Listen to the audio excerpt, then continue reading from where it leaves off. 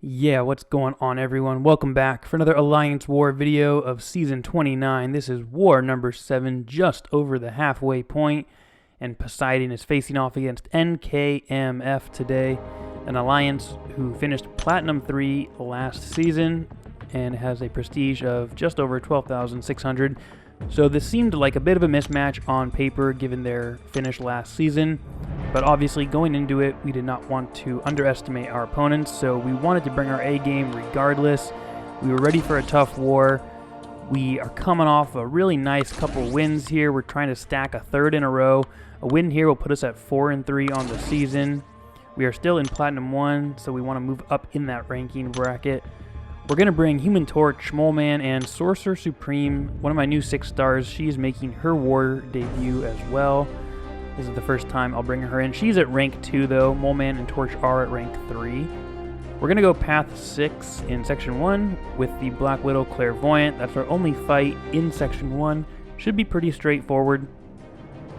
And then as we progress into Section 2, we're going to take on the Emma Frost on the Rage node, followed by a Long Shot on the Aggression Prowess Power Focus 2 node. And then we're going to take that Void right in the middle there as well with Moleman. And our last fight for the war, we're going to finish it up against the White Magneto House of X up there on the top. And that should do it for us this war. So we've got 5 fights, very excited to get into it. And a cool little side note, 7 wars into the season, I am currently deathless, so I have not contributed a death yet to this battle group or to the Alliance in this war season.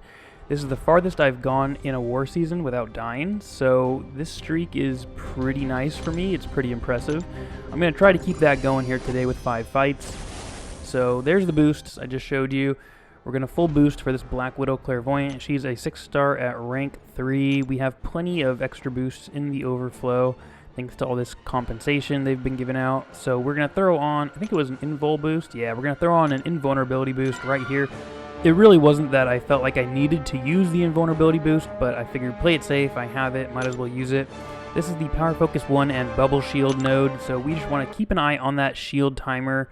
Once she gets to 10, she will be unblockable, but honestly, I don't expect this fight to go on that long. As long as we can incinerate her and melt her away, this fight should be over well before that timer gets to 10. And the only thing annoying here is that she'll be throwing her special 1s on a regular basis, and when she does, we'll be bleeding, even if we evade it. And when Human Torch bleeds, his incinerates fall off faster. But it doesn't seem to matter, to be honest. We're 30 seconds in, she's already down to under 40% health. We actually get into our Nova Flame form right here, and once that happens, we know this is over. We absolutely nuke her down. About 35 seconds, close to a 40-second fight there if you count the animation, but very straightforward. We didn't need the invulnerability boost. Felt very good about that fight. I think it only took 28 hits or something like that. Yeah, 27 hits, so Section 1 done. Alright, so into Section 2 we go. We had to wait a little bit to take this Emma Frost on the Rage node because I had to wait for my attack boost to fall off. We didn't want to be triggering the Rage node if we could avoid it. And obviously the increased attack gives us a better chance of hitting it. The threshold is 2.5% of her max health. My Sorcerer Supreme is only a 6 star at rank 2 though, so I'll be hitting pretty soft in this fight. I really don't expect to be triggering that Rage node and giving her that Fury very often, with the exception of when I throw my special 3 the first time. And then after that, it should be special 1s the rest of the way, and those really should not be triggering that Rage cap and giving her the Furies. So the goal with this fight here is to bait out her special 1s. I'm comfortable evading those. Even with her being awakened, I can evade them with the reverse controls very confidently. We're going to wait to get into the correct blessing. The blessing we're in right now is the Fury one. I don't remember what it's called, but it applies an armor break. And what we want to do is throw the special 3 when we are back in that blessing, because we just left it. We missed it by a small window. And then every special attack after that is going to be applying an armor break to her, and then we can consistently parry stun her the rest of the way. So we are almost into the correct blessing right here. We get into it, we throw the special 3. I expect this to trigger the Rage cap, so she'll get a Fury from this. That's okay. As long as we throw special 1s the rest of the way in this fight, the aura that we get up around us will be able to nullify all of the Fury stacks that she gets, and that'll actually benefit us because Mystic Dispersion will actually be giving us power back from nullifying Furies. So right here, bait out the special 1. She still has that Rage Fury on her, but special 1 nullifies it right here. There we go, we armor break her. Now we can consistently parry stun her the rest of the way, and we can actually heal up a lot of block damage because of the blessing that we are throwing the specials in. So this fight should be pretty straightforward. Right here was just very unlucky timing. I had parry stunned her when she was armor broken, but right in that small window where the parry stun was expiring, the armor break also expired, and she went into diamond form, and when she's in diamond form, she's unstunnable. So the stun fell off a little early, and she comboed me with a few hits, but not a big deal. I was a little thrown off by it. It took me a second to understand what had happened because I knew she was stunned. I knew I had hit the parry, and I couldn't figure out why she had like shrugged it off so fast, but I'm pretty sure that's what happened now after rewatching it. Shouldn't happen again. That was just a really, really unlucky timing between this parry stun and the armor break falling off. But like I said, this fight is very in control now. We're gaining power through a Sorcerer's regular ability, and we're baiting the special 1s, we're blocking them, we're recovering a lot of health, and yeah, the special 1s are the way to go here. Special 2 hits a little too hard, and it's going to be triggering that rage cap, and it doesn't give us the aura, so special 1s all the way are the way to go here. And yeah, we can just pretty much throw special 1s the rest of this fight. We barely have to combo her. We can parry stun her freely, obviously. We just need to bait out another special. We're just going to block it. At this point in the fight, I know it's over as long as I don't make some kind of dumb, crucial mistake here. It is a longer fight. The Rage node definitely makes this fight longer, and Sorcerer's weak attack definitely contribute to that as well. But right here, I'm thinking this will probably do it, and we get the KO here. It took about 3 minutes, a very lengthy fight. That fight does not help our fight duration timer, but we did get all 3 attack bonuses, and that is more important. So over 100 hits, but we get her down. No death this time, so that was a very good feeling for me. So we're going to try to keep this deathless thing going against a long shot here. He's actually only a rank 2 6-star, so I wasn't worried about this fight. This is where I was assigned to use my Flame On ability, even though I didn't really think I needed it. The last fight for Human Torch is that Magneto House of X, and I don't really think I'll need it there either, to be honest. So I decided to use it here just because Longshot can be a little sketchy sometimes. He has kind of weird mechanics, and he's kind of like Domino where he can get lucky, and there's unlucky. I don't know. It's just kind of like this weird thing about Longshot. I'd rather get out of this fight faster than the White Magneto fight, so we're going to use the Flame On. We're going to use the big boosts here. He's on the Power Focus 2 and Aggression Prowess, I think it's called, node. Basically, he's going to be gaining passive prowess if I don't make contact with him, and he's going to be gaining power very quickly up until a special 2, and then his power gain will be hindered after that. He throws the special 1 very quick right here, and he's already down to 25% health right here. It's only been 20 seconds. He's not going to throw another special. I know this fight is now over. Boom, there we go. A little under 30-second fight, 25 hits. I don't think the Flame On was necessary there. I think that fight would have only lasted about 10 more seconds had I not used it. I was in a very good rhythm, and the parries and his aggressiveness was like perfect. So that was a perfect fight, and it ended extremely quick. We're going to move on to this Void here, and this was the fight I was most concerned about in this war. He is a 6-star at rank 3 on the Ebb and Flow Intercept Mighty Charge Crumbling Armor node. We're going to use Moleman for this fight. We still have the combat regen boost on from the previous fight, and we threw on some skill power boost as well. So our special attacks are going to be hitting really hard, and we're going to be getting power back from them depending on how much damage we deal. So the goal here is to get the Fury from intercepting him. We're going to use our Unstoppable Retaliation right here to get the Fury, so we've got it. We're dealing more damage. We're not in Frenzy yet. We want to be throwing the specials when we're in Frenzy, because that's how we get the most damage out of them, and we should be able to recycle them after that. He's throwing his special 1s pretty frequently to start this fight off, but I've got him against a wall now, and now I should be able to parry him because he can't dash at me anymore when he's up against the wall like that.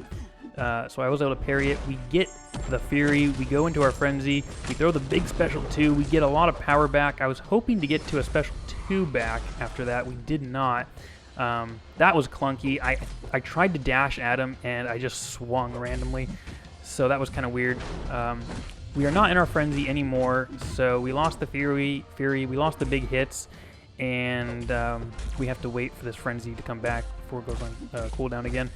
And yeah, just at this point, I'm kind of off my game. He heavy attacks me there.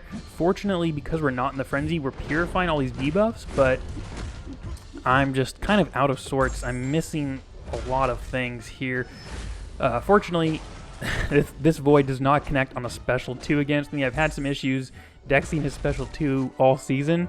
Fortunately, this time I was not getting tagged by it. Right here, we get the unstoppable counter. We get the Fury from the Ebb and Flow intercept node.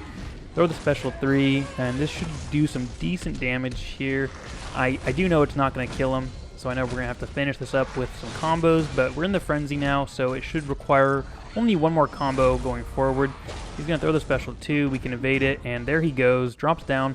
2 minutes, not a clean fight. There was about a 30-second window there in the middle after my frenzy had expired that I was kind of feeling lost, and I didn't have a good feel for the fight, which was a little scary, but we get the full attack bonus, and that is what really matters. So we get out of that fight, not perfectly played by me, a little user error there for the most part, but either way, I was happy to get through it. Moleman's still a very safe champion to use. So we're going to go to our last fight in the war, which is a Magneto, House of X on the Power Focus 1, Unblockable Special 1 node, and the Hurt Locker node.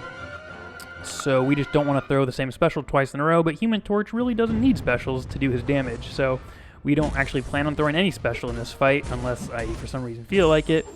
We have the combat regen boost still active here, and we are just going to heal up some health. Misconception about Magneto on this node. You see him here a lot because I think people think his special 1 is going to be unblockable, which it says it is. When you watch him throw a special, it says unblockable right there on the right. It is not actually unblockable. The first hit is unblockable, and you would think because it's a 1-hit special, that 1 hit would be unblockable. It's not. I don't know if that's the way this is supposed to be functioning or if it's like broken, but for whatever reason, it's not an unblockable special. We can just block the whole thing, and before we know it, we nuke him down. We had gotten into the Nova Flame. He was only a 6-star rank 2, so he was not a rank 3 defender up there on the boss node. That's why that fight went a little faster, but yeah, we absolutely melted him down. We had a perfect rhythm with that fight. Human Torch was super clutch in this war. All 3 of his fights were almost perfect. I don't think I had made any mistakes with him in any of the fights. And that means we finish off war number 7 deathless. Our streak continues this season, and this is the BG3 comparison. So we cleared the map with only 2 deaths, which is pretty solid. They still have not cleared at this point, but you can see they've contributed 14 deaths already, so our defense was racking up the kills left and right here. So we knew that we had won the battle group, and we felt very good about this. Overall, a very strong performance again by BG3, and we were able to follow up that deathless war from our last war with only 2 this time, so a good time was had by the majority of us here in BG3. Felt pretty good. So as I mentioned at the beginning, this felt like a bit of a mismatched war, and I think it shows in the end result because we ended up winning fairly handily. We only died 4 times as an alliance, which I believe is our best collective effort so far, at least in this season for sure. So only 4 deaths as an alliance is extremely good. If we could do that every war, we would be like killing it right now. But our defense obviously held up very well with a ton of defender kills, so credit to NKMF. I'm sure they did the best they could. They did 100% explore and clear the map, so they did their part to get the most points possible from a loss. So credit to them. I think they'll have a better matchmaking process going forward, as I believe we will as well.